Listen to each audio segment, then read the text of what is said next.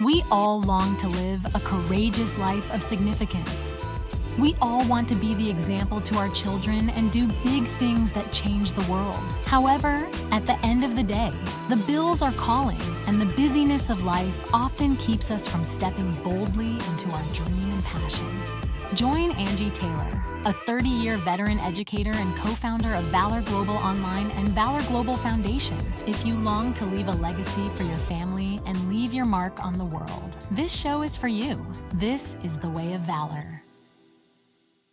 Hey, welcome to The Way of Valor. I am your host, Angie Taylor.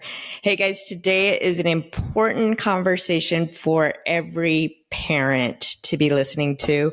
We are talking about what it means to have a connected life, connected relationships, in particular with your kids, especially as we're dealing with the rampant increase of pornography in our homes, in our communities. And so today our guest is Gene McConnell. He is the founder of Authentic Relationships International. He is an international speaker and has done a lot of work in this area. So Gene, welcome to The Way of Valor. Well, thank you. It's my pleasure to be here. It's an honor to have you. We spent some time here before the podcast, and I'm so blown away by how quickly you moved from, just that anti-pornography stance and shifted into how do we address the demand of pornography. And so let's just start with a very basic conversation for parents that, maybe their kids are young, or maybe they're dealing with a teenager or a middle schooler who's already well engaged in this area. What's your talking points for them as we start having this conversation? Well, I think that parents, even the best of parents, don't really have a full grip on, most don't have a full grip on what their kids are going through, what's happening to them as they walk through life. And, I'm a pastor's kid. I grew up in church, and I looked on the outside. I was thriving.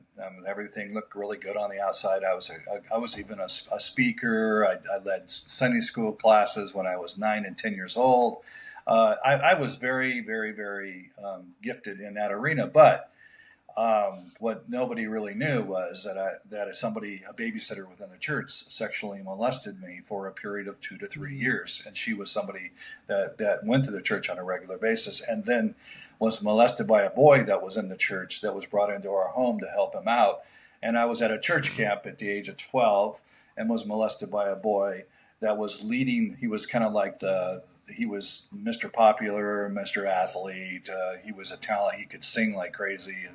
And so I got close to him. And the last night of camp, he molested me as well. And so when those things happen, a kid doesn't know how to put language to that. And the shame that I was carrying at 6, when I literally thought about this as, how do I talk about this? How do I tell anyone what happened? And the babysitter said, if you tell someone, I'm going to tell your parents you did it. It's your fault. You chose it. And quite frankly, I was so young and I couldn't think through things. And the last thing I wanted us to do is be a public thing in a church environment. And so I held on to my voice. I never spoke it, ever. And so my parents had no clue. On everything in their mind was I was thriving. But what we're not realizing is that so many of us go through things that are tough or difficult, bullying, being belittled, shamed, and kids carry the loss of friendships, and they have no place to really talk about it because they're afraid of how they'll be perceived. So that's what I call shame. Shame is that we attach what happens to us as our identity. So I not only make a mistake, I am a mistake. I not only do something wrong, I am wrong. And that I am statement is huge. And so when I believe that I am that, then I'm not letting anybody, if I can't stand who I am, and I've put that under, I can't stand what I see in me, how would you? How would you like that? So I'm committed to never talk about it. And so what that does is it sets kids up for using things to stay safe, like video games, drugs, alcohol, overeating, overachieving, but they're using things to compensate for the lack of connection because they can't let someone in to see that. And so kids are struggling in pain, and they don't know how to talk about it, and they don't know how to make sense of it. And even the best of parents doesn't change the fact that they feel shame. And so the idea that to get them to perform more, to get them a good education, to make sure that they're a good athlete, and to make sure that they're having all these things in their life that would, fulfill them, and not really knowing what's going on inside your child is really a dangerous place to be. Wow. So then I think the next obvious question is since they're not talking about it, how does a parent watch for that? How do they guard for that? How do they talk to their child in a way that creates the safety around that? Well, it starts in the smaller things. Starts in how you respond to your child. And what I say, you create a shame-free zone, which means they can make mistakes, but you don't treat them as they are the mistake. You don't shame them as part of your correction. You separate behavior from identity. You're always embracing them as a child that you love and value. And this thing that they did is separate from who they are. And that you address the thing without addressing the child in a way that you're so stupid. You're so dumb. I can't believe you did that. Things of, you're always messy. You're just a messy person. So they're taking things to the core of the person, which makes it very difficult for a child then to be open about their real struggles. So the way you do it is you make it so that they can talk about anything, and that you provide a shame-free zone so that conversations can be had in the smallest of things, and praising them for having the courage to be open, having the courage to be honest. For me, the thing is even though I had really good parents, I was so afraid to share that my early exposure to pornography, the child sex abuse that happened to me, and I didn't feel like I could talk about it. And so, how would my parents see that? So one of the things that I tell parents is at age appropriateness, being honest about your own struggles and your own mistakes, and being willing to open up and say, I fail at things and I've made mistakes and I've learned from them. And you treat it with making it more normal to be honest, to be real, and to know that human beings make mistakes, but we can all learn from it. And many times the parenting side of it causes kids to shut down and close up. So for me, I see kids come into my office all the time who they've been bullied, they're being shamed, or there's been sexual harassment, there's been body shaming, there's a lot of different things that have happened to them, and that for the first time they're talking about it. But the way it shows up is, they might not be dressing so great. They might be doing drugs.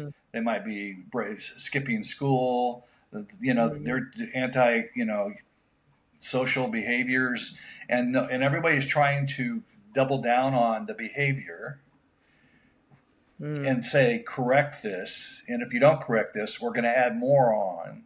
In reality, I would say, step back and be curious. Well, what is driving that behavior? Because if I could give you a mental picture of a tree with the fruit, right? And we say, I don't like that fruit, so I'm just going to cut the branch and I'm going to get rid of it. Okay, it looks good for a season, but it comes back. Why? Because the root system still exists. And when you cut off a branch, the energy that brought that fruit about, then goes back into the root system, and then it builds a deeper root system and has more energy, and it comes back with more fruit. So you only delayed the problem by correcting it on the outside. It doesn't mean that we don't address the outside, but the bigger issue is what's driving this. I'm curious, how important is it for mom and dads to get their own life squared away on this? Because I think a lot of times in situations that I've dealt, a lot of times the parents are coming to me with, my kid has this problem, when in reality, it's probably being passed down through the home. And so I'm curious, how do parents and husband and wife couples recover from those kind of addictions? Well, I think the thing, first of all, is that if you look at your own self as an adult, you look at your own stuff honestly, and you may need to get into some counseling for a season to say, how am I showing up in life so that I can actually do better, and how it transfers over to my children and to my job and to my marriage and all that. So doing some personal stuff. Many times what we do is when we have kids come in to see us, I want to see the parents too, because what is revealed in the child is the struggles that the parents are carrying, that they don't even realize that those struggles are having an impact on the child, especially in a marital conflict scenario where the child is always constantly in tension with seeing their mom and dad, who they love both of them greatly, seeing them, in tension and fighting. Then it creates this internal world of unrest and angst. And how do they handle that? They don't know how to deal with it. And when we look at adverse behavior usually comes to numb out pain. That's number one. And number two is to meet needs that are not being met. So those are the two drivers, if you look at it. So if a kid's not doing so well, then as a parent, how can I then think about, are they carrying pain? Am I a part of carrying that? Am I a part of creating that pain? And it's being honest. And if the need is if the child is malnourished emotionally, in other words, you're gone to work 24/7, and the kid has to stay home by themselves for a long period of time, or the child's having to stand on their own. They may survive, but they're not thriving. They're not thriving. They're not connected. Right. They're not feeling nourished. They're not feeling loved. They're not feeling special. And what you end up with is a child who's hungry for that, then will reach out to other things. And that's where they get in the wrong groups, the wrong crowds, because they're trying to get love somewhere. They're trying to get nurture somewhere. So the parent's first step is, what is the part that we play in this dance? And then, because the parents are the umbrella, and they're the covering for the home. When there's holes in the umbrella, where the hole is where the rain has direct impact on the children. So the covering is not good. And so it needs work, is a better way. So when we have parents then who come in and they bring their child and they say, we need help with the child, I would be saying, well, what are you doing for your own stuff? How do the dance you play? And as the child starts talking, we bring them together. And this is a hard piece, because most parents won't listen to their child say what's wrong, because they'll have excuses, they'll discount it, they'll get mad at them, and how dare you talk about that, you ungrateful, whatever. And so they're not being honest, they're not being open about their own stuff. And so a parent that wants to help their child will be the one who's honest about their own mistakes, their own stuff. And a child sees the honesty there, and the child says, that's a safe place. This is a safe place. I can bring this, whatever I'm going through, here. And so so many times that what in the area of pornography and sexually acting out, we double down big time, because we're afraid, oh my gosh, our kids are going, to hell in a handbasket, so to speak. And we're cutting off the internet, we're cutting off the phone connections, we're putting all this stuff on, and we're going to block them from all that. And we think we've solved that. And the reality is, no, they're telling us that they're in pain and they have unmet needs. So instead of getting too focused on the pornography stuff or the eating stuff or the drug stuff or the alcohol stuff or the antisocial behavior. Take a step back and actually figure ways to get to understand, well, man, what's it like at school? What are you going through, with your friends, and so, you have there's a ton of pressure that kids are under, and they have no place to really discuss it if the home is not a safe place to talk. So how do you go from being someone who is not open and authentic to someone who is now authentic and connected? Like, that seems like such a chasm for so many people.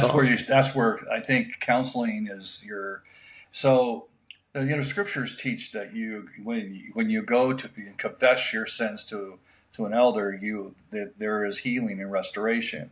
And the idea of taking those first steps towards looking in honesty about your own stuff. And the more you're learning to live in a community, find friendships, find people that you can, mentors that you can talk about your stuff. As a parent, every parent fails. Every parent makes mistakes. Everyone, no one's perfect, but we try to pretend we are. And that is what gets us, that's what gets us in trouble. And so finding those spaces where you can be authentic, and you start there and you grow that authenticity. So you start with a counselor or with an elder, or a friend, somebody, or a mentor. And then you try to build that friendships where you can have at least one friend who knows you, who knows your stuff. And you do that a little at a time, because we've all been burned by friends. So you can't just grab anybody. Yep. But as you build those communities, as you build that, then you learn to live an authentic life, and that it's doable, and you're the most alive when you're authentic, because you don't have to pretend anywhere, and you're being fully connected. So, so you start with somebody where I'm going to use the word safety. So safety and connect. We need safety more than we need anything else. That safety provides connection. So safety and connection are the key. So I need to find the safest possible place that I can go. And that is, the counselor is the person who is guaranteed, or supposed to be, the most protected space for, and you start there and you learn how to pick healthy relationships. You move a little at a time, and you build a community of people, so that eventually, over time, you're more authentic than not. And I say that because there's no magic wand here. Nobody gets from point A to point Z. Yeah. There's no way, And we think because we dump our story, like, oh my gosh, here I am. Okay, I'm finally telling you my story. So here it is. And I get it all out there, and I cry and I weep, and I got snot everywhere, and, I'm cleaning it all up. And I think, okay, now I'm authentic. Well, no, you just dumped. But that's not there's a ton of life what got you there, and what are the patterns in your life that you learned growing up. So you have a lot of learning and growing to do, and that won't happen in a snap of a finger. That's going to be a lifetime of committing to learning and growing in a real world rather than a pretend world. Yeah, that's good. I'd love to talk more about the demand side of pornography. I literally just read an article where a young teenager was having a relationship with AI. It went into more sexual content, and at the end of the day, the AI told him he should end his life to be with the AI, and he did. And, as a parent, I think we all look at what is going on in our world, and it feels so hopeless. I know you actively are working on the demand side. We just talked about you had been talked to the British Parliament. Like, what are you telling them about the demand side? How do we tackle this side, both in our homes as well as a society? So the thing that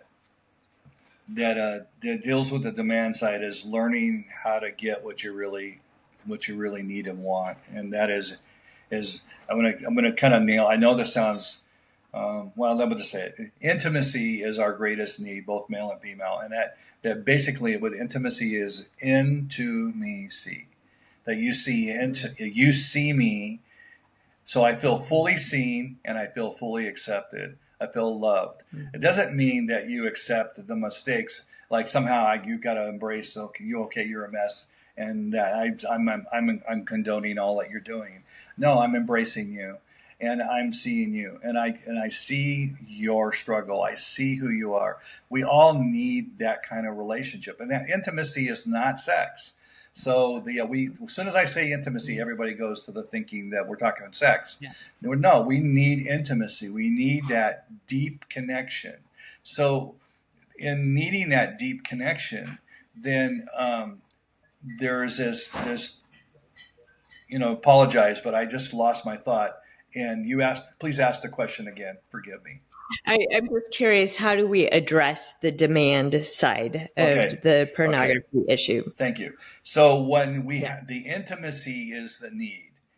And the reason why I said that is because we usually never get that because we feel shame about some things that have happened to us or things that we're doing.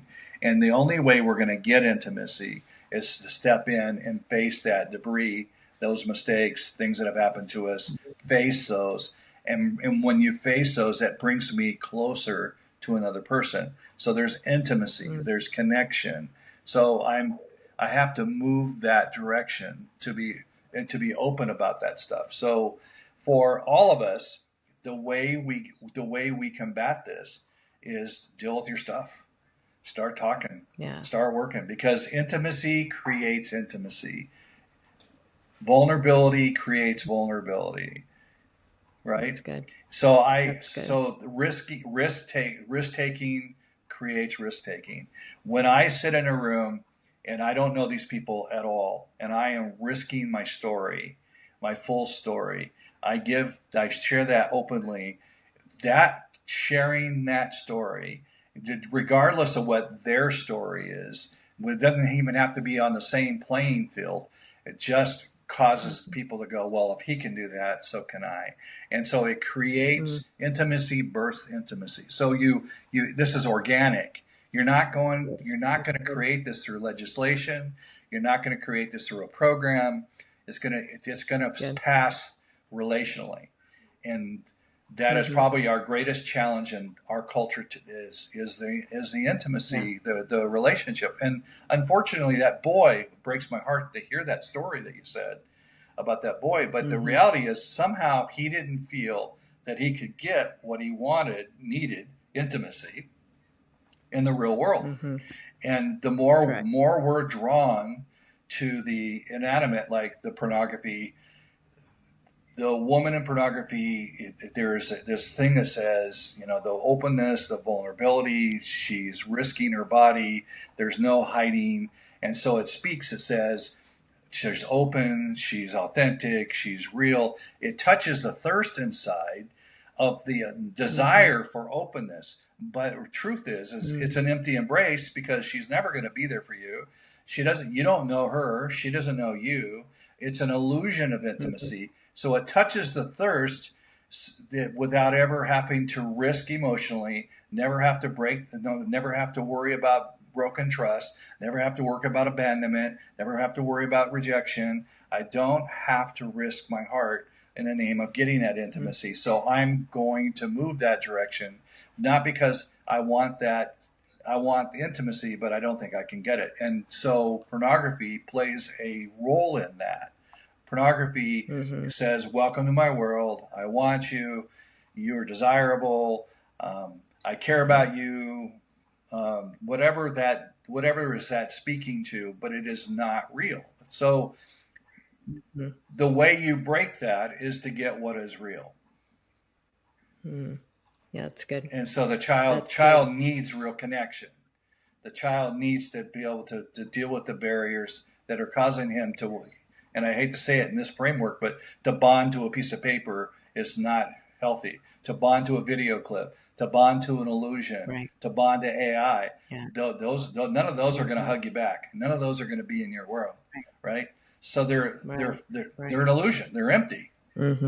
That's good.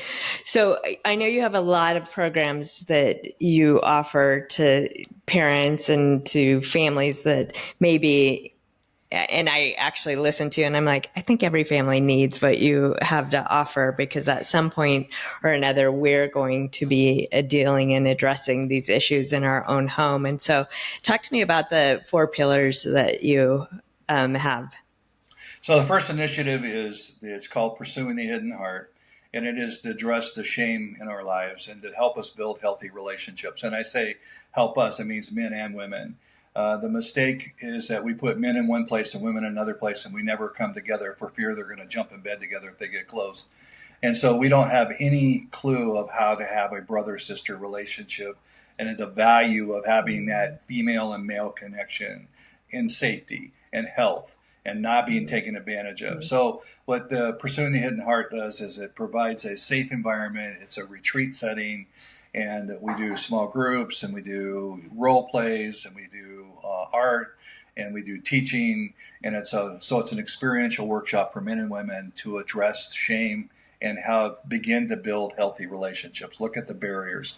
The second one is authentic manhood, which is helping men actually understand what is it to be a man. What does that mean? What is masculinity? How does a man show up in his marriage? How does a man show up with his raising his kids? How does a man show up in the world? What is God's purpose in you being a man? Not you, so I'm talking to you, but for men to be, what is their purpose on earth? That third one is Stop the Demand, which is dealing with the anti-trafficking.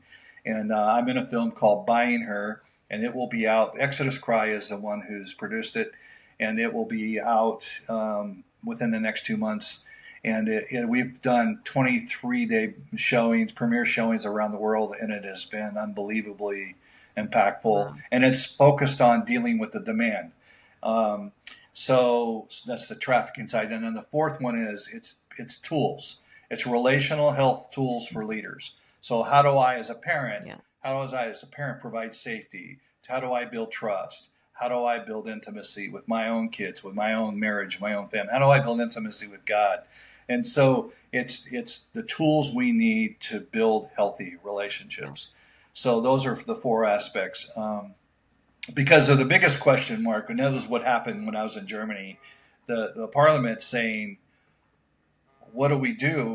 We can't, we want to pass legislation, we want to do this, we want to get laws in place, we want to enforce it, and going, you're never going to force anyone to have intimacy. This is totally got to be organic. So that means the first step to making a difference in the demand is to stop your demand, your consuming. And what does it take for you to stop the battle inside of yourself that you're going to use? And once you've done that, then start bringing others along the path with you. Start using those tools with your kids. Start using those tools with your friendships. Stop being a consumer and start being a redeemer, a restorer, to bring back what's meant to be, right? So the same energy is being used for destruction now becomes to stop the mess. And so as I 40 some years ago was arrested for my struggle and lost everything over it.